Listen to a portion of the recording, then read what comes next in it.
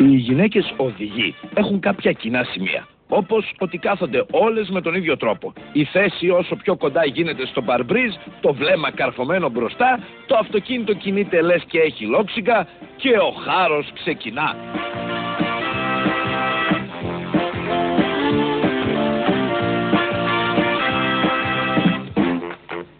Η ταχύτητα του οχήματος είναι πάντα εκνευριστικά σταθερή και αργή, σε σημείο που να εκνευρίζονται όλοι οι υπόλοιποι άντρες οδηγοί. Πάτα το γ***η που άντε ρε που άντε δεν ακούς το χώρα να κάνεις στο καλό με την ώρα στο δωρή το πήρε άντε να κάνεις με το γ***, άντε μπορεί εκεί τη τέτρα τελείωνε κάπου την τρέλα μου καμώ θα βάλουμε το κόσμο να το κάνεις με καμώτη. Βέβαια όταν τη σταματήσει ο τροχονόμος για να τις γράψει, όχι μόνο δεν τον αγνοούν, αλλά ξυπνάει η Μόνικα που κρύβουν μέσα τους και πάντα τη γλιτώνουν.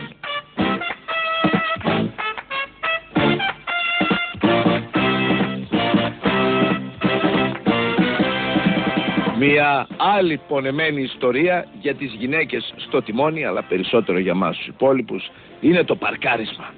Όσο χώρο και να έχουν στη διάθεσή τους, βρε και δύο νταλίκες να χωράνε να παρκάρουν, πώς τα καταφέρνουν πάντα και το αφήνουν στη μέση του δρόμου όπως να είναι. Εκεί όμως που είναι καταπληκτικές οι γυναίκες οδηγοί είναι στη σκοποβολή. Στοχεύουν οτιδήποτε κινείται πάνω σε δρόμους. Παραδείγματος χάρη, γριά με καροτσάκι, 2.000 πόντι.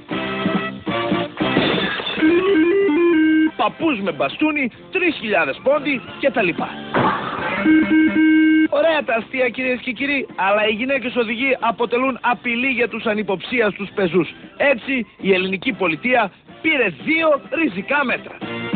Πρώτον, οι πεζοί από εδώ και στο εξής θα εφοδιαστούν με μαδέρια για να κινούνται έτσι με ασφάλεια από ταράτσα σε ταράτσα, μια που μόνο έτσι δεν κινδυνεύουν από τις γυναίκες οδηγούς.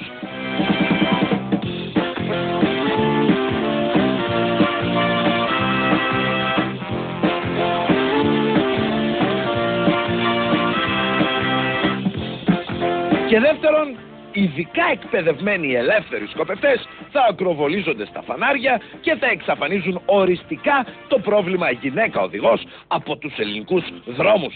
Αμήν.